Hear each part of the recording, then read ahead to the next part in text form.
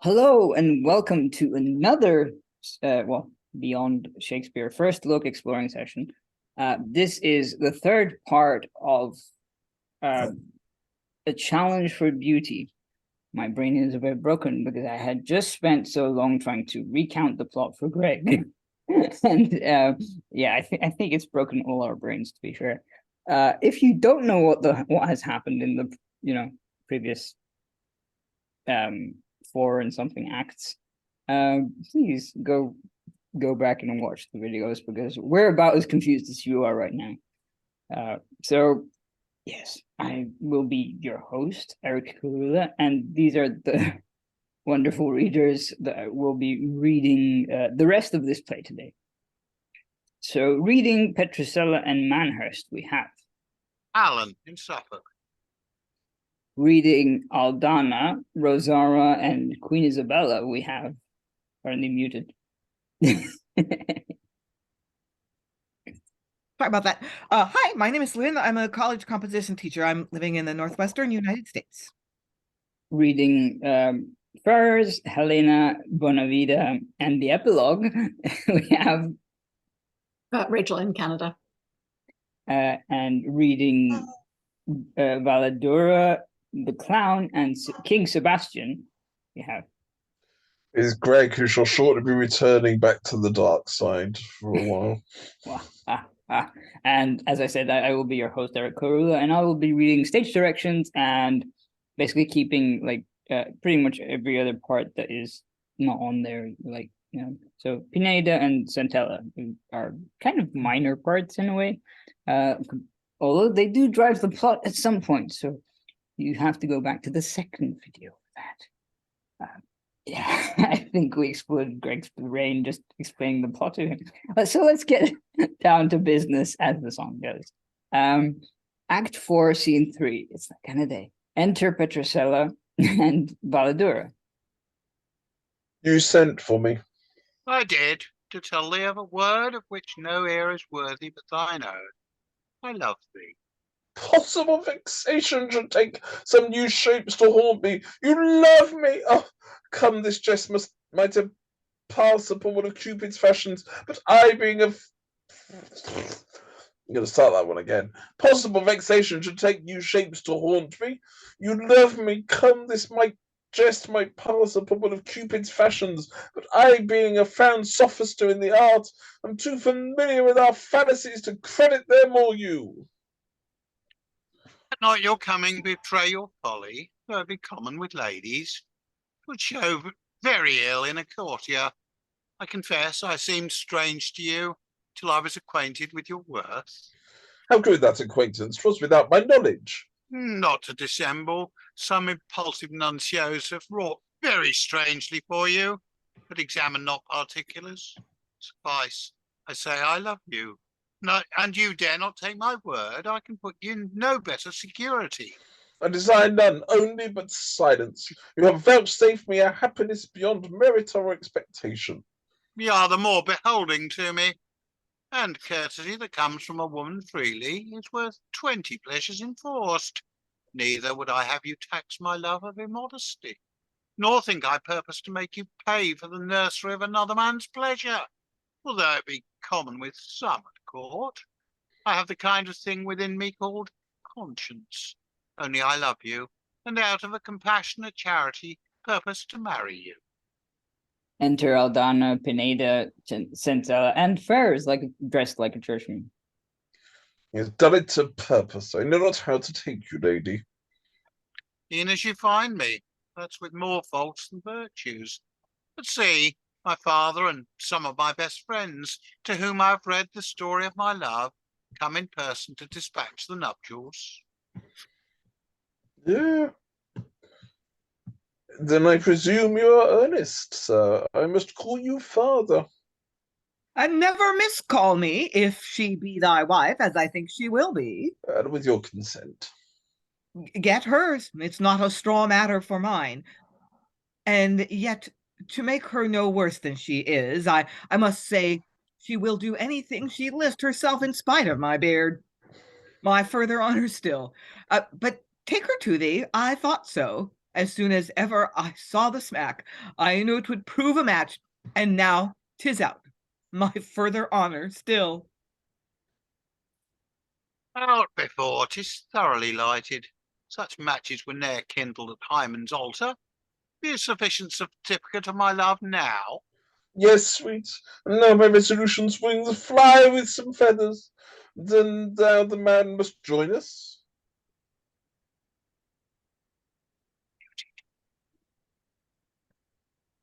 Yes, and divide myself from happiness. This hand must forth my bosom pluck a blessedness and place it in another's. Are you ready? To shake thine honour, which gins finds already. We are set on. Let music speak aloud at such chaste unions. Jove himself is proud. Music sounds while Ferrers in the habit of a churchman joins them. They all exit except Ferrers. Awake? Or in a dream? I hope the last. The god of marriage would not see his shrine. So much abused. The hallow lights burn out themselves in anger, and the covenant book dropped down for shame. My hand shook, and my tongue, like a false evidence before a judge, faltered, and gave itself the lie. And yet my treacherous heart agreed to it. And this habit, oh, could I throw my grief easily from me as I do thee, ne'er did religious shape, countenance, or shelter such a horrid act. Enter Valladaura.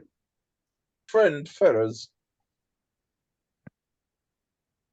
Ah, that very accent, friend, gives my faint ears the lie, and writes my act noble and lawful. Had I given him my life, 'twas but his own. Will not this marble weep, nor shed a tear yet? Not. He quite outdares me in noble courtesies. All my attempts like curses shot against the wind fly back in mine own face and soil it. Noble Ferrers, thy manly undertakings half persuade me thou art more than man. Mine? Lass, I have done nothing. Worthy your least good thought, if you, O hell, can find a service to enjoin your slaves more hard, more damnable, that may become, the devil to will, a servant to effect, urge one more trial. With that I'll claim thee king of thyself and of thy affections. And thus it is, for reasons yet concealed, and strangely working in my mutinous thoughts, I would, and yet 'tis a request nor fitting me to enjoin, nor thee to practice. Name it, and if I do it not... I am ashamed to own it. 'Tis so uncomely and beyond the strength of man to act. Yet in a word this night thou shalt, deny it not under my name and habit, sleep in my marriage sheets and with my wife. Sleep with your wife? And is that all? Yes, all. That I allow, if after I shall prove thou art unchaste so much as in a kiss all thy past worth is blemished. Never demand the reason on it, that's bury it. I will do it. Sleep with your wife. No eunuch like me. She's now gone to her chamber. Ladies and all have left her. Under this cloud go shroud thyself. 'Tis done. Howe'er I set, I'll rise bright honor's sun.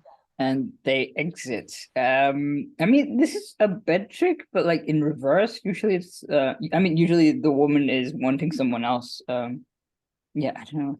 Yeah. Any thoughts, Lynn? So am I right in this all happened so fast? So Valladaura's saying, like, literally sleep with my wife, but don't do anything? Is that? I do not know. I guess we'll find out soon. But I mean, yeah, Caught me by surprise, because that's the problem with not reading these texts before. You don't know what's coming, and suddenly you get a line like that, and you're going, okay, but wait a minute. It's not usually the husband who demands the bed trip. What? Yeah. Good question. Although, I don't know. It reminds me of like oh God, I probably shouldn't mention this. Anyway, yeah, no. Moving on. Rachel, any thoughts? Well, the no eunuch like me. Yeah. So, I mean, clearly Ferrers is not literally a eunuch, so it's difficult to know how to parse that line. Yeah. That is ambiguous. It's like, no, I'm not like a eunuch, or there's no eunuch who's as chaste as I am. Like, I think it has both those meanings, so it makes Yeah. it difficult to know how to deliver that line. Yeah. Indeed. Any other? I would Greg? say I hope everything becomes clear, but I got a horrible feeling it's going to become more murky. Yeah. It does remind me a bit of those like sort of how do you call it, like bed tricks you get like in Panto. Well, I mean, Alan mentioned Panto yesterday, and now I'm thinking this is like John Barrowman and the Trankies territory. Alan.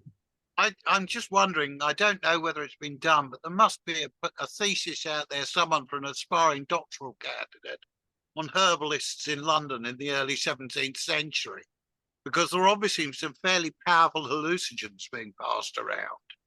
Well, it's the only rational explanation for an awful lot of these plots. Well, to be fair, Angela might know, but she's not Angela, one of our many resident historians, who is probably working on important things right now. She did some papers on like alcohol and abuse of substances. So she might actually know. Yeah, I say that hoping. Yeah, Angela, if you're watching this, please comment. Anyway, yeah. So, any thoughts? Like, I mean, how does he go from like I hate him, I'm going to kill him to yeah, I'm going to have him sleep in the same bed as the woman I love? Yeah, I don't know. And have just nominally married. Mm. I'm so confused. Rachel. Unless this is going to provide Valladaura the excuse to attack Ferrers when he finds Ferrers in bed with his wife. Yeah, I was thinking that too, but I have no idea. But also, I do like how, of course, thy manly undertakings have persuaded me thou art more than man. And of course, Ferrers is English, so who could be more manly than an Englishman? Noble, and yes, manly, noble. Yeah, Alan. Okay. I mean, there's also the question that Ferrers is dragged up as a clergyman, but with no indication that he has any right to yeah, I was wondering that right. style. So ceremonies who was in on that trick? Yeah. Yeah, I think at this point we should just embrace the absurdity of it. Just go with it. Yeah, disbelief, hang it up on the wall. And shoot it. No, maybe not. Yeah, so Act 5, Scene 1. Enter Valladaura, Aldana, Pineda, and Centella. What disturbs Valladaura? What means, my son? To run and roar and bellow. You are not mad? As the great beast called Bull. Oh, the cramp, the cramp. Where? Here, there, everywhere in my cry, my mouth, my tongue. Pull and you love me, pull. Where? In the middle there. What do you mean? To show you a true emblem of myself, I am married.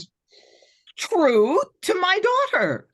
Yes, to a strumpet, to a lascivious strumpet. Not possible to draw on my wedding shoes without a horn. You are too dark. Sorry. And your daughter too light. Speak your grief fully. As a patience, not suffer me this piece of frailty cut out to the heart of brute beauty, where I so loved as it would, was doubtful whether she will my life when dearer to me. She whom by me married is this night clasped with a stranger. Ugh. Makes her father's house the wedding chamber, and her nuptial sheets reek to adulterable pleasure. Little to my honor, and this be true. Word my lost life, I can prove it false. Fate's not so merciful, late up at revels. I will not say some of her sect of late plied me with wine to give her purpose food, but healths flew round of wistful wing, and still I was their aim. They missed their aim, though, and yet but a fairer as soon as opportunity served me. Unseen I left them, and by a private key went to my chamber, where I said I'll dare call her neither my wife nor bride, your lustful daughter. Doing no hurt, I hope she has more care of him than so. Wearied with pleasure, she lies fast asleep, laid in a stranger's arms. She stayed my speech, damned mine eyes from sight and patience, restrained my head from fury. Whilst a years or whence I neither know nor question. I commend ye, My daughter a whore, makes my house a stews, and her father a pander. Is this all the honor she doth me? Dishonored above sufferance. Wine and a strumpet, were there no hope of generation, but in her only, this hand should be her hangman. A whore on her wedding night, there's more modesty contained in a goat. Strumpet, whore, I will not call her daughter. I'll loose her. Will you lead the way? Pardon, I am so mildly tempered, the expanse of one cheap tear would buy her pardon. Had a fault struck up my life, if you intend revenge, do it in my absence. Thou'rt a chicken, leave us. Though a father's name I'll bear, a lion's heart, break up the doors, strumpet. Why impudence, break up the doors. Yeah, sorry. Break up the door. Whom do you seek?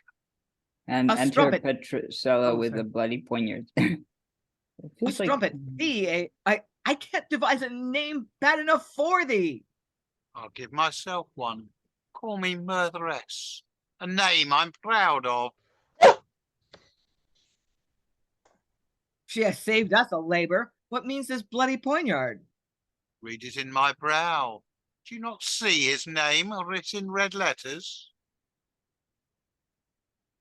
I see none. Whose? What name? Base Valladaura's. Thy husband? He was never mine, for though you joined our hands, my heart ne'er tied a man to it. And how our duty loves at command, love cannot be enforced. And rather than live bound to one I love not, I have bought my freedom with his life.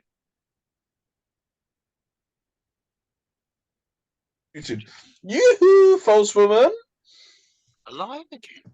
Blessed star! No, I ne'er was dead, but thou hast killed a man whom to have saved than I 1,000 lives, I'd loose them all. Oh, valiant Ferrers, a more noble gentleman never drew air. The Englishman. Oh, the wonder and abstract of all virtues! Did you but know what bold and noble passages of honour he, for my sake, with danger hazarded, you would never have thought there were more deity than man without him. Choked in my revenge. This joys me yet, that though I missed thy life, I reached thy friends. My friend indeed, and would that thou didst but know how ardently he loved thee, tiger, thee, his cruel murderer, thou didst curse thy hand and hate thy bloody self for not loving him. If he were so loving to her and honorable to you, what business had he in your chamber? Much, and far more even, and far more than was it there. Much and far more than ever was in man, but passing away unmatched courtesies in honours dwell, when all I hope had lost ever to win thee. That slave wooed me for you, so much sweeter by that, the thought of my revenge. Try him further in a churchman's habit, although he loved thee dearer than his life, and might he treat him married us. White-livered peasant! I have given him the due recompense. At last, and it may stand written in the roll of time, a daring challenge to all ages. You sent him to bed to your wife. Which, though I hated him, I must acknowledge him noble that way. Every way. The world has lost a jewel not to be regained by loss of 20 worlds. But to what purpose did you send him to your wife's bed? My purpose was, having once passed that trial, to have made you man and wife.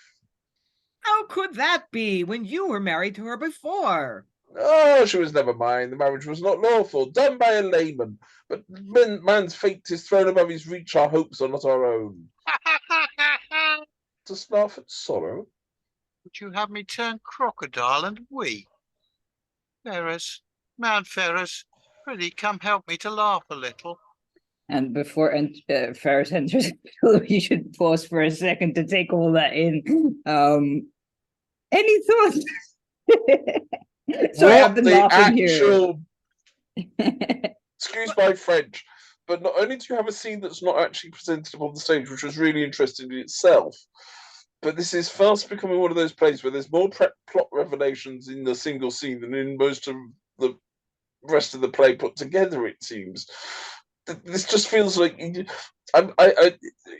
fact the husband puts his friend in habit for him to marry somebody, but then puts him in the bed with the person who he's just supposedly married. But then that's to make sure that he gets it, that they can then not be married, so that she can then marry him. But then she supposedly murders the person,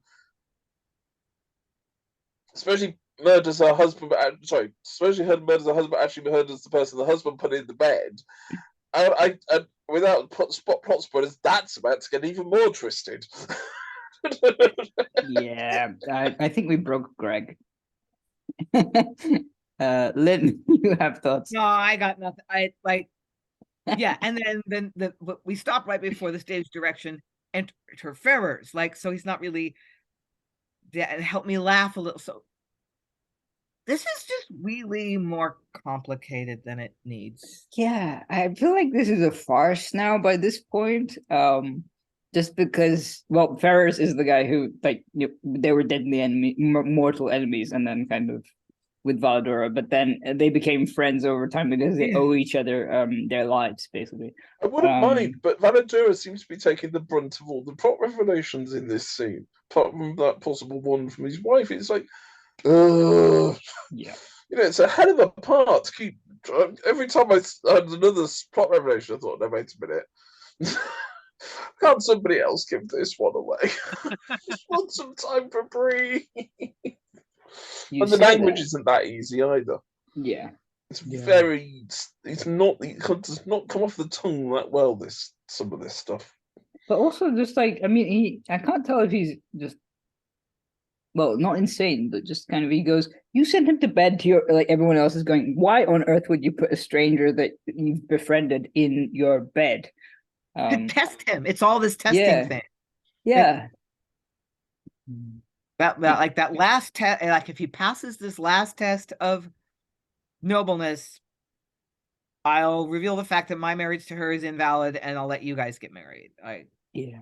Yeah, because they fell in love in the previous scene, which is kind of sweet, but also they could have simplified this a lot. Yeah, because everyone loves the bed trick, right? Maybe. Yeah. I don't know. Rachel, any thoughts? I just didn't see this coming at all. Yeah, after every reveal, I was here going dun dun dun, just in my head, or you could probably see me speaking, but being muted. Yeah. So shall we move on and see what happens when Ferrers enters? Absolutely. Yeah. Okay. Enter Ferrers. Ferrers, my friend alive! By this blood of a turtle, that's a chaste oath he ne'er did. Has failed thy promise and abused my trust. Do but name the word abuse, by Jove, and I'll kill him indeed. What should he do? He came to bed, and for his eyes' sake slept with me, yet ne'er so much as kissed me. But I confess, I gave him 20. To quittance with him thus I give him thy hand. I ask no more. I have her heart already. Have heart and faith, noble Ferrers. My daughter chaste, my house honest, my noble Ferrers, my son-in-law. This happens to my further honor, indeed. Sorry, I was distracted by the honor. Noble of all sides, and so for joy of your friendly agreement, the amorous son is come to give you a hunt-sup. Aurora looks red at that, but with the new light, the new business meets us. Bonavida's execution. 10 o'clock is the last hour his life has to reckon. Please take your part of a short breakfast. We will accompany you. Come, Ferrers, no Lord trials are confirmed in this embrace. You have ever been noble. And they exit. So basically, I do like how Aldana goes, oh yeah, we can also have breakfast if you like. Brunch is over here. Meanwhile, the other two are talking about one of the other main characters' execution. Because, the queen has it in for him. And so basically they spent all night partying and then waited for Valladaura to tell them that he's found a stranger in his bed. Okay, Sorry, time-wise, this is just weird. Any thoughts? Well, it's the beginning of an act. Yeah. So yeah, there was the short interval between acts, because this was evidently written as an indoor play for Blackfriars or a boys' company or something. So so that law of reentry isn't being violated because we have an act break. If that's what It wasn't an act break on that, was it? That was middle act. Well, Oh no, I beg your pardon. Yes, it was. Yeah. when he comes in raving about this guy Yeah. slept with his wife, that's Act 5, Scene 1. Yeah, I mean, time and location in this whole thing is a complete mess because it's zipping between at least three different locations, and undisclosed periods of time elapsing between each scene. It's really hard to get a sense of how much time has elapsed between scenes. Sometimes it's no time at all. Sometimes it's months, and and there's just kind of no way of knowing. This really feels like something that somebody wrote because somebody else didn't deliver a script. So and so hasn't delivered. Oh, bloody hell! Quick! Yeah. Let's hastily put one together. Or it's a translation of a really bad play, or it's. You see, if it wasn't for the fact it was probably published concurrently with its production, I'd say it was a script. It was a remembered script from a play that they'd done previously, and they were trying to piece it together because it's so badly written. It's like, well, I vaguely remember that he got into bed with her, and I vaguely remember he found out. Just throw a scene together; it'll be fine. They'll all be pissed by this point in the night. It'll be fine. In the afternoon, so it'll be fine. Rachel, you had thoughts. It does feel a bit like this. It threw in all of the odd bits and odds and ends that were lying around and cobbled them together. I want to know who Petrocella killed. Petrocella arrived with a bloody poignard. A turtle. So basically, the turtle dove. Oh, I missed. Okay. She killed a turtle dove? Is that what? Well, she says by this blood of a turtle. Oh. I assumed it was just like that. Yeah, I mean, it was the tomato ketchup from the props department. Yeah, that is really hard to clearly. She thought she'd killed someone. She thought she'd killed. No, I don't think you can take anything that anybody says in this play seriously. Fine. Everybody's playing role play, and I think they're all out of their heads on something. I think actually, like if you look at this play and then you look at like Johnson plays, like I don't know, Warburton, which we've not read yet, or can't think of any other ones. Alchemist, I don't know if that's a play or something else. Yes, yeah. Alchemist is his other really.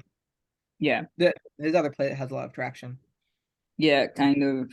There are a lot of characters that are really, really, really terrible in those. But I think in those it's kind of like, because you know where you stand with them, it's okay. Whereas with this one, it's like, is it a joke? Is it not? Am I allowed to laugh? Are they okay with it? What's going on here? Yeah. Anyway, Greg, any thoughts there? I'd love to say that my confusion will be now fine, so I'm not really Valladaura for a while. But knowing by that, the clown will do something really funny or stupid next. Oh, he's not really a clown though. He seems to be more of a rustic. Yeah, rustic servant. Oh, he's probably going to end up bedding his sister in the barn by mistake. I mean, come on, it will be fine. Yeah, he's probably the most sensible character we've actually encountered in the whole piece. Yeah, aside from all the misogyny. And but yeah, I don't know. I think this could work if you really, really massage it and stuff. But I think also like maybe the fact that Greg has come in on like the last session might not be helping. So if there are no other thoughts about this, shall we move on to what I think must be the final scene, but it's probably a really, really long, epic scene. Act 5, Scene 2. Enter Manhurst, Hellena, and her maid, Rosara page-like, so basically dressed as pages. This then is Spain, into which continent you promised to conduct me? Yes, it is. And what this city's name? Seville, the city chief of Spain, where I presume you never were till now. As I remember, I never was in Seville, but being here, how shall we best dispose us? Doubt not me. I'll fit you with a lodging. Here's a Spaniard. I'll sound him to that purpose. Enter the clown. Just a woman. Trust thy mortgage to unuse with thy shoulder to the mace or thy bare back to the beater, thou wilt be whipped on thy sides, a woman. This fellow, as I recollect myself, was servant to the noble Bonavida. I know him. 'Tis the same. Why they called fair, but they are like a fair where everyone sets up shop, and any man buy for his money. Why, lovely, but to note unto us, they lie when they tell a man that they love him. Why, chaste, and that's from coast to country, and from constable to constable. Why, virgin, but that they are merely gins and snares to entangle poor men in. Why, when a man courts them, do they cry away? But only to tell a man that there is a way, if they have the wit to find it. Oh, women, for minio genere tribuntur propria quaemerabis. This fellow, I perceive, is a satirist against the feminine sex. Save thee, my friend. Oh, for women I care not, for there's against them no standing. Is there in them such danger? Oh, danger! I find but a listen in that face. It is a face able to outface the best face in Spain. A face that I have been able face to face with before now, but 'tis so long ago since I cannot tell when. And we have travelled so many countries, I cannot guess where. Are you a stranger, fair lady? Yes, and a traveller. Oh, I love you the better for that. For indeed I myself have seen countries, and I see no reason but if both parties agreed to, we might lie together by authority. Why, I have travelled too. Oh, alas, poor fellow, thou look'st not with the face, but if thou canst give but the true fashions and descriptions of countries, or my friend with me, you can purchase no credit, man. I shall, and thus in brief too. And then there is a song which is either it doesn't have a speech heading, speech prefix, but it's either the clown or Manhurst. Probably Manhurst. Anyway. The Spaniard loves his ancient slop, a Lombard the Venetian, and some like breechless women go, the Russ, the Turk, Jew and Grecian. The thrifty Frenchman wears small waist, the Dutch his belly boasteth, the Englishman is for them all, and for each fashion coasteth. The Turk in linen wraps his head, the Persian his in lawn too, the Russ with sable's furs his cap, and change will not be drawn to. The Spaniard's constant to his block, the French inconstant ever, but of all felts that may be felt, give me your English beaver. The German loves his coney wool, the Irishman his shag too, the Welsh his Monmouth loves to wear, and of the same will brag too. Some love the rough, and some the smooth, some great and others small things. Oh, you liquorish Englishman, he loves to deal in all things. The Russ drinks kvass, Dutch Lubeck's beer, and that is strong and mighty. The Briton, he methcling quaffs, the Irish aquavitae. The French affects the Orleans grape, the Spaniard sips his sherry. The English none of these can scape, but he with all makes merry. The Italian in a high shoppeen, Scotch lass and lovely frau too, the Spanish donna, French madame, he doth not fear to go to. Nothing so full of hazard dread, naught lives above the centre. No health, no fashion, wine or wench, on which he dare not venture. God a mercy for those in faith, were it not that the grief for my noble master's death, and that tomorrow too. Why, hast thou a master to suffer? Yes, and about a face too that would have served the turn into heart and been correspondent. If you have a mind to see the pitiful spectacle, I'll help you to a place where you shall have room to see, leisure to lament, and time to shed tears. Strange, most strange. I will inquire this further. In the meantime, Canst help us to a lodging? Yes, especially for such a face. If you desire a strong one, to a prison. If you would lie cheap and save charges, 'tis but speaking treason, and I'll help you to be billeted at the king's castle. And it seems that they exit, and possibly this might be a new scene because we seem to change the location and head to Yeah, you're in the court. So basically, the Hellena just met the clown, and the clown did some exposition and hating on women and men who are not English, as one does. Alan. Yeah, and then that song, which comes in completely out of the blue, which makes more sense than most of the rest of the play, and is definitely in the vein of the Planted and Swan number, the English best. I wouldn't give tuppence for all of the rest. Yeah. Sorry. Yeah, the pacing of this whole play is so weird. Like a little bit ago, we just had a scene where we had plot reversal after plot reversal after plot. Like, sleep with my wife. Okay, but don't do anything. Okay. Then we have a new act, and it's like, oh, my wife is sleeping with a guy. And she comes on, well, yeah, I killed him. Oh, no, that was only a trick. I didn't mean for you to kill him. He's not really dead. So, like, all this shit happens in this one scene. And then here we have a scene where basically nothing happens. Like, nothing happens. Like, we're just, like, dawdling around and not really advancing the plot. We're getting Hellena to the court. That's it. And we have a song, and we have like a stand-up routine about I don't know what, like, it's so weird how, like, we have scenes where so much happens you can't really follow, and scenes where the play just sort of vamps. It's just weird. Yeah, but also technically, like, I mean, the clown should recognize Hellena because Rosara does. They both recognize him. Hellena and Rosara both recognize him. It's like, isn't that the guy that came with Bonavida? Yeah, totally him. Yeah, but then the clown goes, "We two might lie together by authority," which is like, what are you doing, flirt? What? Why? Yeah. I do like how Manhurst tries to interject. I travel too. I do that. It's a thing I do. Yeah. Rachel, any thoughts? I need to see if Ferrers and Hellena are ever on stage together. I'm beginning to suspect they're played by the same actor, brother and sister. I was suspecting the clown and Manhurst were played by the same actor, but obviously this scene does not. That disproves that. So I mean, that in my head, that was my headcanon. Up until this point, it just exploded it. Alan, any thoughts, or Greg?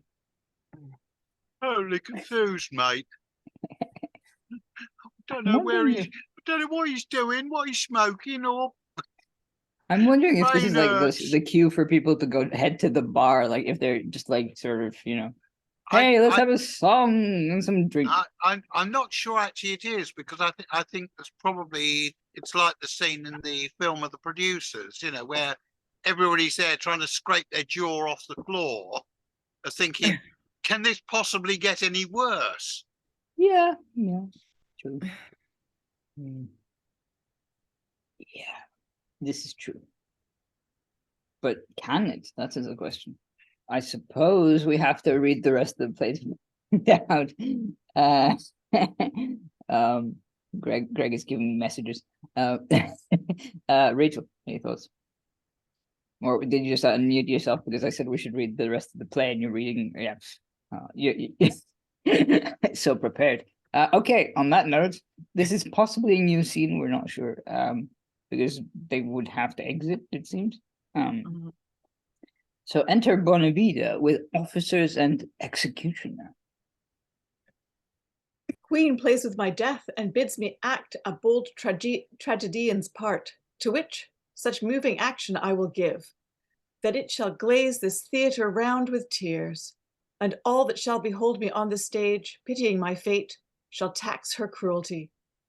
And to the Spanish chronicles let this abide, that he whose tongue hath justified their sex, whose sword hath coped brave champions for their fame, whose travels have been to maintain their honors, and of their virtues to give them large a proof, that he whose labor was their praise to uphold should by a woman fall, a fair false woman, and be it not the least stain to that country that she was bred in England.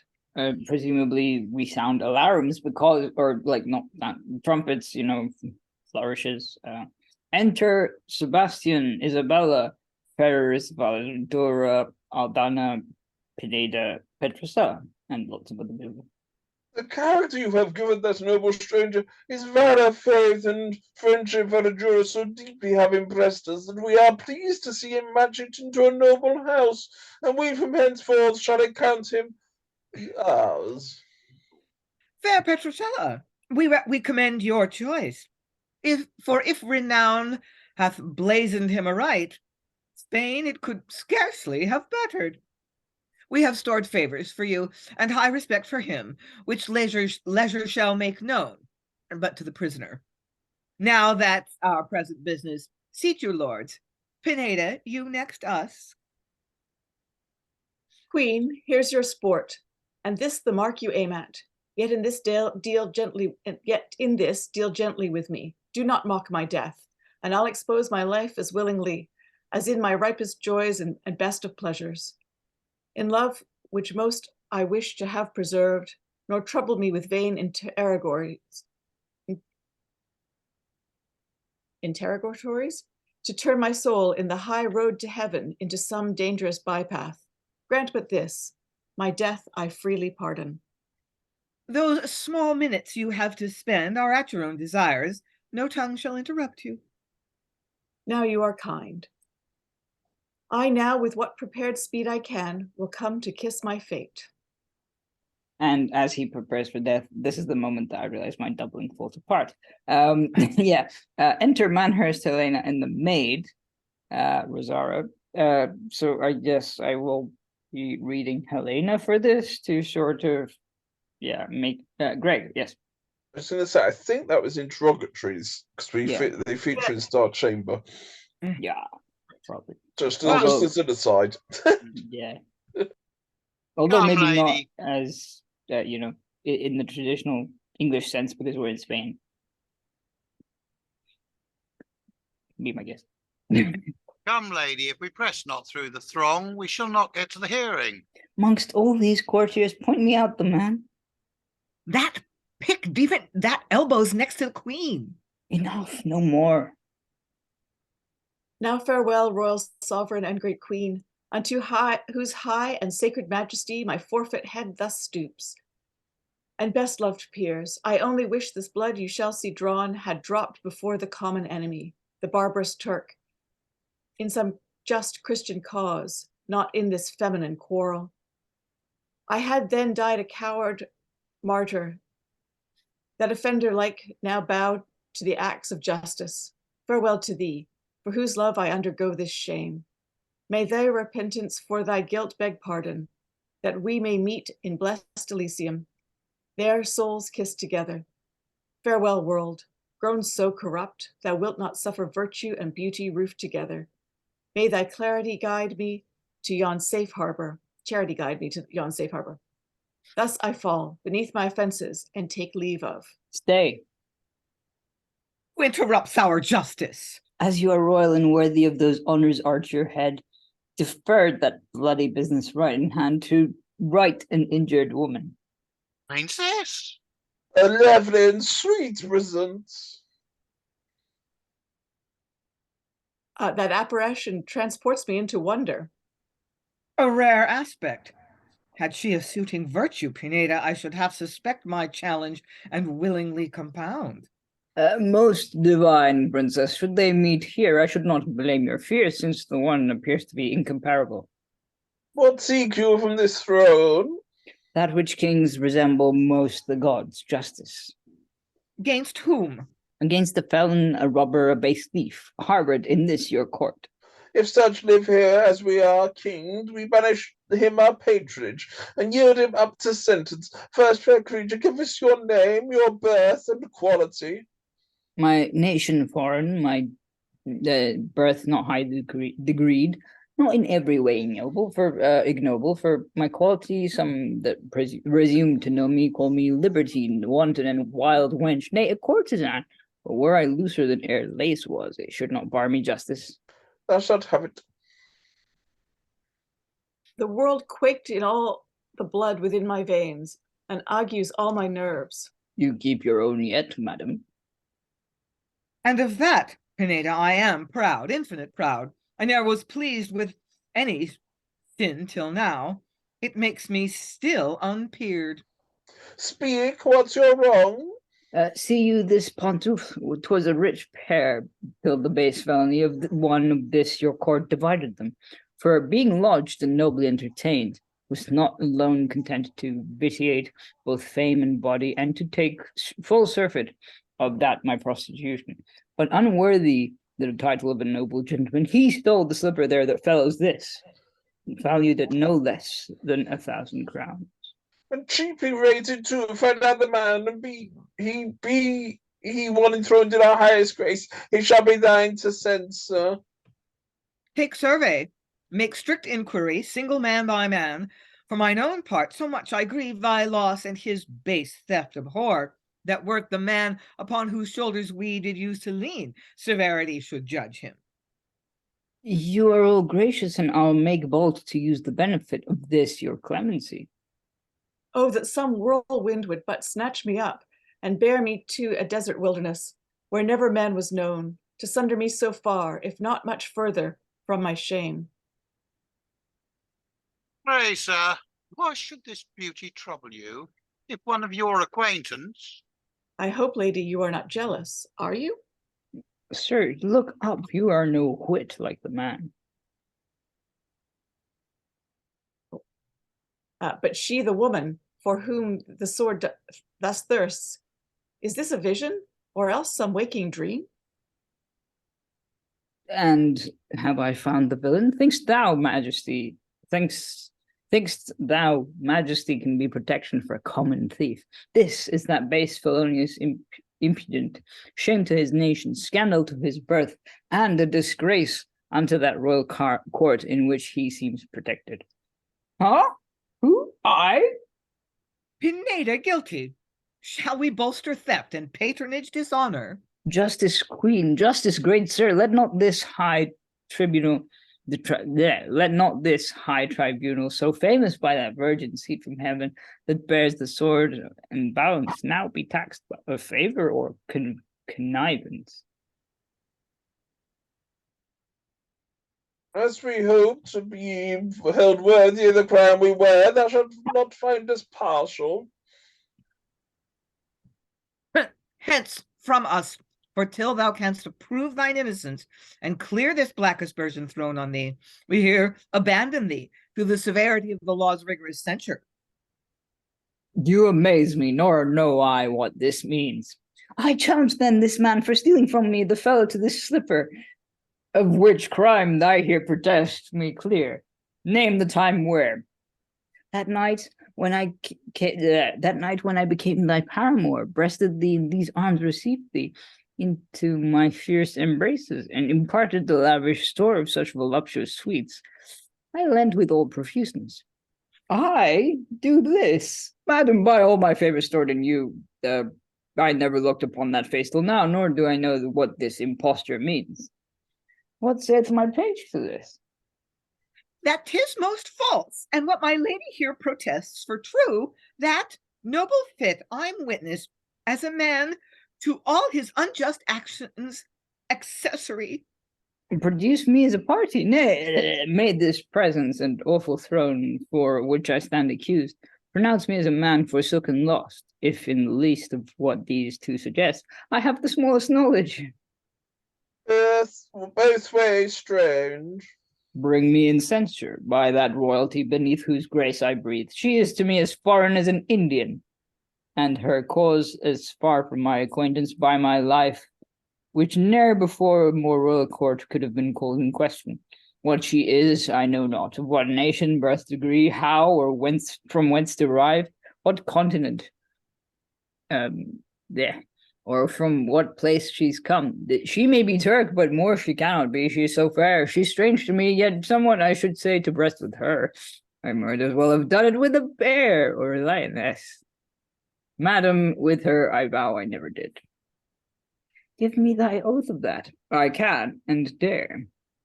And I as willingly that I was never second to a man in any false business. Let them swear. They shall. We will. This is a conflict worse than in the sad duel between death and life, when neither's certain, both in difficulty, as is now with me, I pray had done, that I were posted to your country, there to finish all my travels. Both have sworn, and princes, as you hope to crown your heads with that perpetual wreath, which shall last ever, cast on a poor dejected innocent virgin your eyes of grace and pity. What sin is it, or who can be the patron to such evil, that a poor innocent maid, spotless in thought and pure in heart, born without spleen and gall, the never injured creature, never had heart to think of wrong or ponder injury, that such a one, in her white innocence, striving to live peculiar in the compass of her own virtues, notwithstanding these, should be sought out by strangers, persecuted, made infamous, even where she was made for imitation, hissed at in her country, abandoned of her mother, kindred, friends, depraved in foreign climes, scorned everywhere, and even in princes' courts, reputed vile. Oh, pity this. Thou speakst enigmas, woman, and hast need to find a sphinx to explain them. Then behold, here I was thinking this is a small part. Then behold, the strangest calling imposed on me, the air was laid on virgin. I am she for whom this noble stir hath undertook, and wrongly stands convicted. This that body so stained and sullied by these barbarous tongues, that even in scolding lies justice. For heaven hath forced them to swear truth. They never saw me. How am I then polluted, gracious queen? How can such find competitors in virtue that will not give it countenance? Had those murdered me as they have killed my fame and havoc that, a pitied and crowned martyr I had died, the amid censure now, a condemned heretic, and mere apostate to all womanhood. And sir, whatever I made my precedent, sincerity and goodness, villains blush, and sir, outgaze their falsehood. Queen, be just, least in the ocean of that prize you steal, you shipwreck all your glories. 'Tis most strange. We know you not. Give us some lively instance, you are the woman. How should I know that ring to be the same of which my credulous maid was by these two cheated and robbed, most treacherously betrayed? That carcanet you wear, peruse it well, it hath both my name and picture, hath marks sufficient to prove me no impostor. Doth your guilt bow you so low already? Let your penitence there stay you, lest your sins leave the earth and sink you down to hell. What prostrates them mounts me to expectations, my blessed choice. Now I have seen thy apparent innocence. Queen, I shall die contented. Oh, till now I never thought to be vanquished. Box on that slipper. Stand you all mute? Then give me leave to speak. What does this concern you? Woman, peace. Oh, sir, you are my brother. Strumpet hence. Would I had never known thee, thou hast made me a foreign scorn, and where I aim at honor, most infamous and loathed. This vitiated beauty, even by her own confession late deflowered, I beg from this most sacred majesty to see severely chastised. Being English, to have that English shame and punishment due to the like offenders. She stands cleared by her accuser's silence. This may be a mere confederacy, but to my fears at all no satisfaction. Her own tongue hath published her a meckle prostitute, and that is my first truth. I pray, sir, what is this matchless beauty unto you, being already in yourself engaged to this fair creature, that this stranger's case should any way be yours? Spain's admiration, and a wonder of a friend, I dare to you be plain and serious. To all others' ears, I wish my words locked in silence. Oh, with shame and infamy I speak it, desiring heaven might be my last of speech. This thing, polluted this, would I had aught else to style her by. But needs out it must. She is my sister. Flesh and blood. The same, oh me the same, my natural sister. Father and mother. So. You are not honest, and now no more my friend. I did begin to doubt you, nay, most honestly suspect you. I scarce can think you a true moral man, much less religious. Fellows, before these, this royal bench either confess thee mad, desperate, and quite given o'er to calumny, or on behalf of this, I know not who, I challenge thee the combat. Oh, you are mine, and I vowed ever yours. Come, no such thing. Either pronounce this lady innocent, or I denounce the miscreant. So I have stood in silence all this while. Yet in this cause, I myself am taxed, and to approve this lady's beauty, virtue, chastity. I'll be this Spaniard's second. I am wronged, and thou hast done't. Try both. I should be first. But be thou what thou canst be, he or thou, so freely has this lady showed herself mine. So now I dare you term her, and in spite of spleen or envy's opposition, it is a thing I do desire to embrace, and meet in violent lightnings. And then I speak it, she is mine, and this encounter concerns me, only me, who intercepts me is guilty of my challenge, his own death, her injury, and my most just revenge.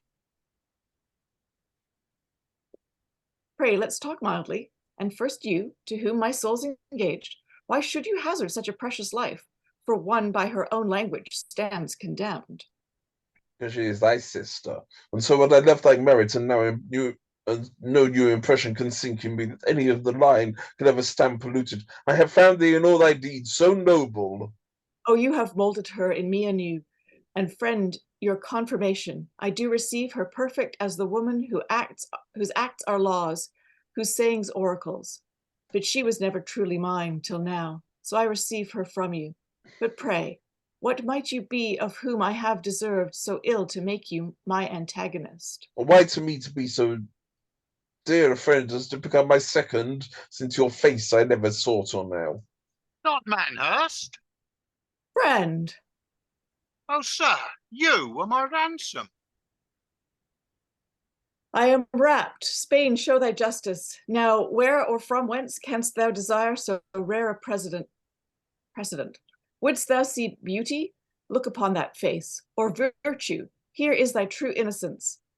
Valor in him, true nobleness in them all. And happy them that naked of these hath sent thee hither, foreign precedents, for instruction and example. Now I yield, and till now never. Hence, base sycophants, I shall abjure you ever, flattering glasses that gave me a false face. But in this crystal I now behold me truly. You are she by whom I'll henceforth dress me, and not wear no hurt of which you are not precedent. Be ever mine. Next her, you that have traveled to fetch me o'er this mirror, which I'll casket as my best jewel. I now find myself, that to myself was till this day unknown. I have transgressed in that I sought to fleece so pure a diamond. Come, we'll end all this. First lady will acquit your jealousy. She is his sister. Ferrers, we shall rank you in as high grace as you are in his love. We'll have you, Manhurst, least expressed yourself in gratitude to him, friendship to both. You, Bonavida, we restore. You stand in the eye of our preferment.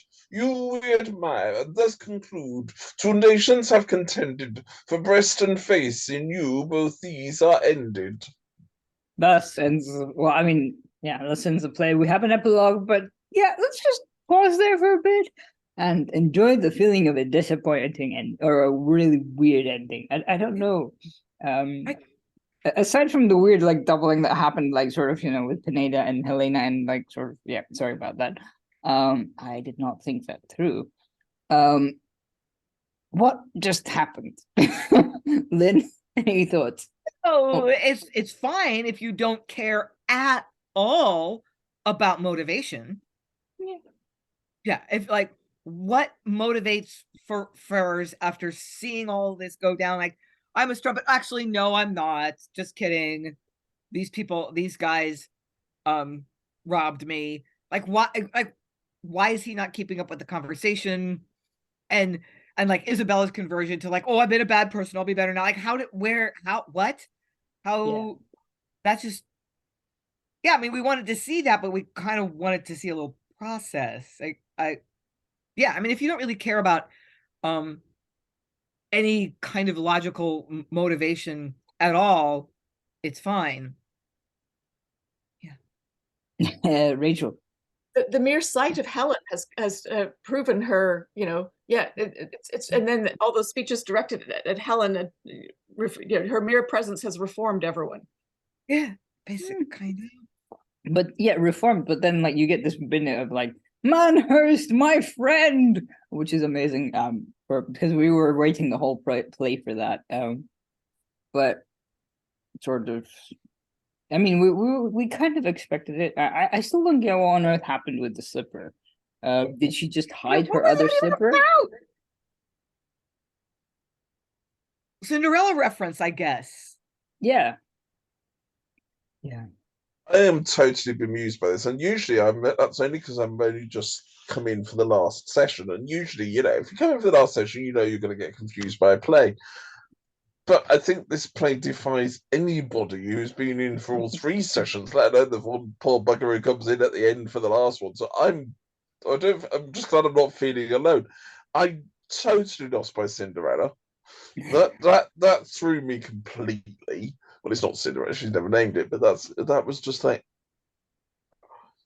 And the king just seems to stand there, and I was like, "Well, I'm glad I'm actually doing nothing in this scene because at least I don't have to think about it."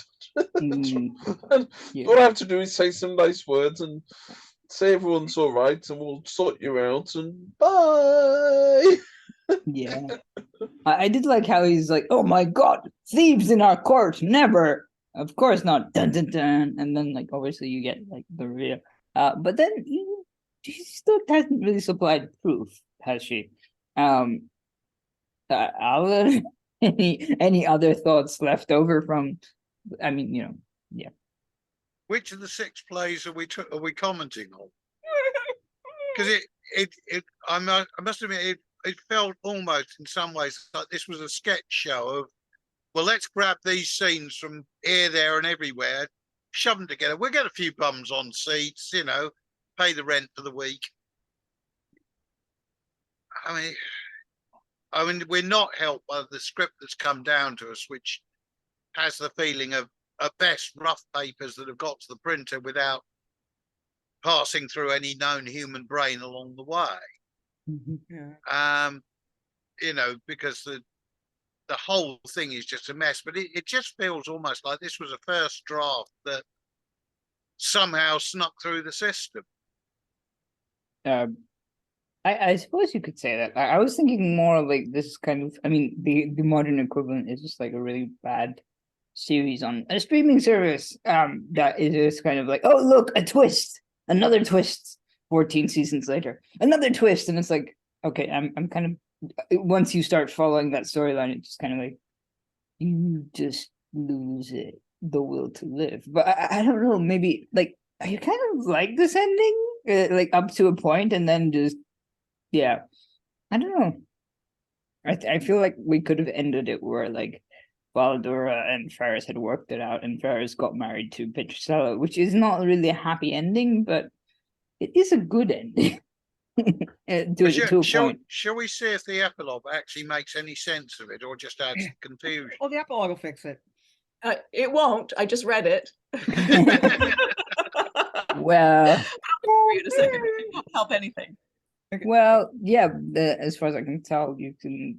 Well, anyway, yes. Read the epilogue first, please, Rachel, and then we can discuss.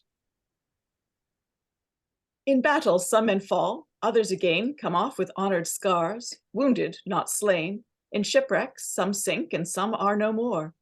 Others on masts and planks attain the shore. 'Tis so twixt us and you, your smile or frown can save or spill, to make us swim or drown. And thus ends the play. Yeah, And that I was do round like one. this epilogue. Sorry, in- Tom. Drown. Sorry, did I mispronounce that? I'm just saying, yeah, it's up to us whether they Oh, sink or swim. It's just like sink. Go sink. You drown. You drown. Drown. I feel like this play has promise, but it doesn't quite deliver on it. Like there are scenes that you could play as Forrest, like the whole sort of, oh yeah, I killed him in bed. It's like with the blood of a turtle dove thing.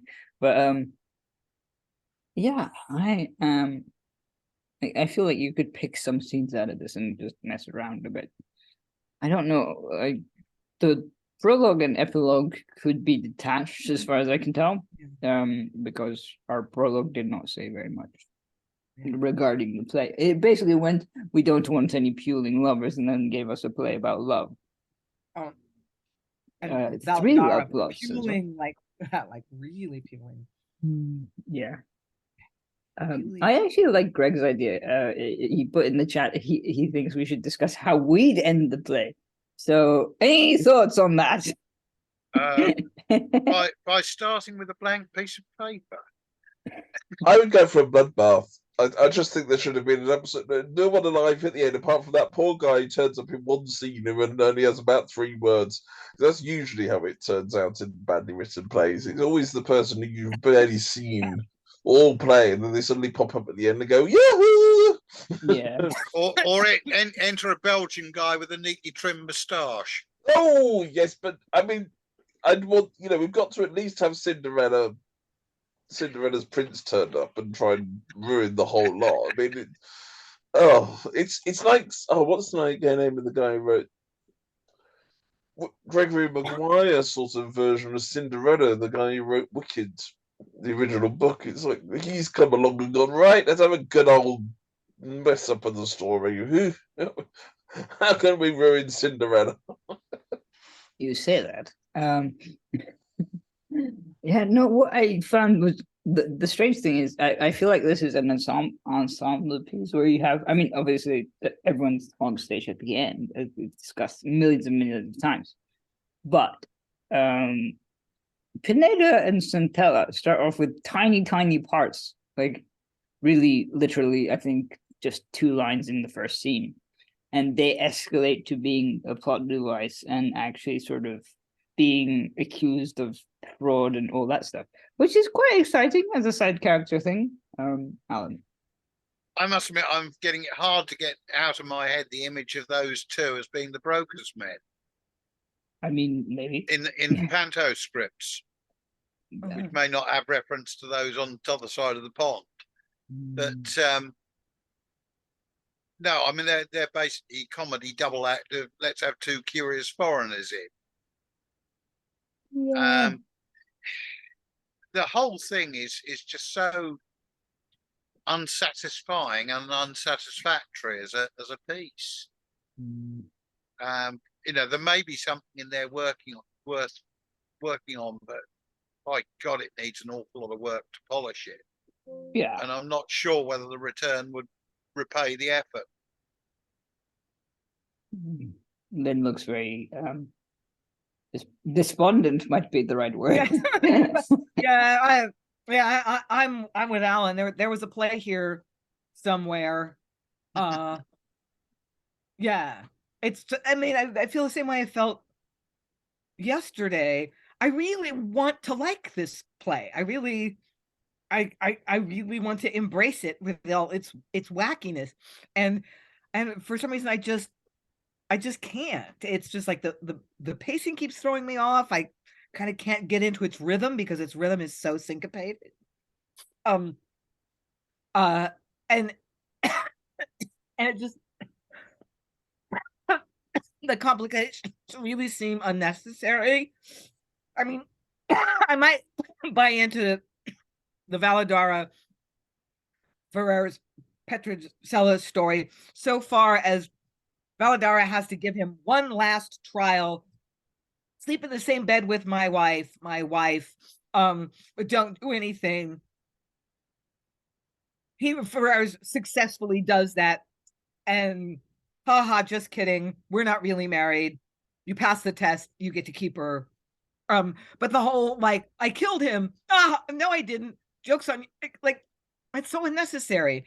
And the whole thing with Hellena with the slipper, I don't even follow that. Like, why can't she just come in and say, I have this horrible reputation, and it's not true because these men stole my ring. Why is it so around the house? Is it just to make it longer? Yeah. Could be. Like Ellen says, it would take a lot of work to clean it up, and would it be worth that much labor? I'm wondering if you could because at the moment what I'm picturing is kind of like, when you braid someone's hair and you've got like all the strands and stuff, like you would have to unbraid this to sort of work out which strand you want to keep, if you want, if any, yeah. Rachel, any thoughts about the play, the scene, the epilogue? Well, the epilogue. Somewhere over the epilogue, is about a different play as far as I can tell, or any play at all. It's too general. I somewhere over these last 3 days, I went looking to see if there was a modern edition of this play, to see if I could find any commentary on it, and there isn't, and I think I know why.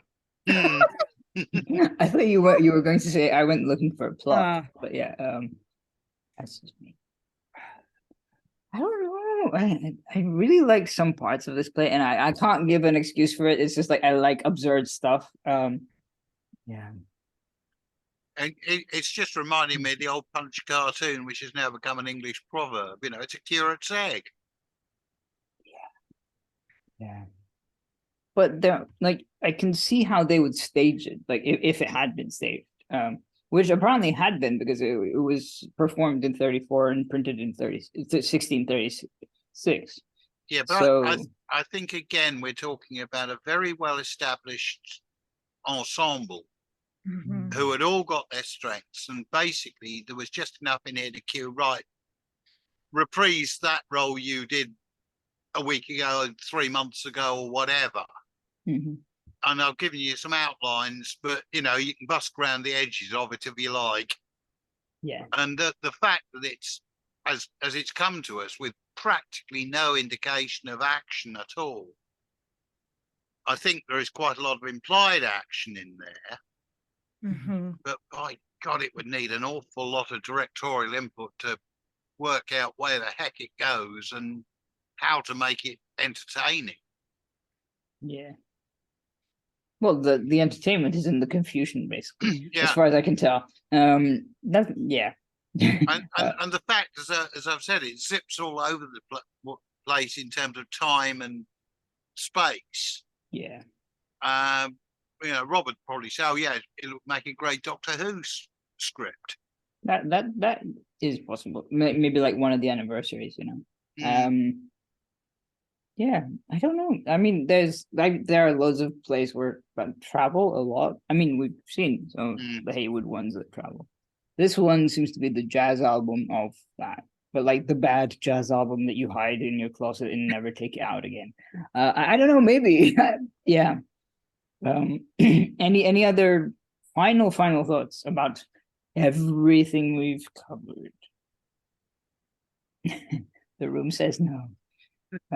Well, I guess I have to say, Greg has had to rush, so I have to thank the wonderful readers for their wonderful reading, and pox on that slipper.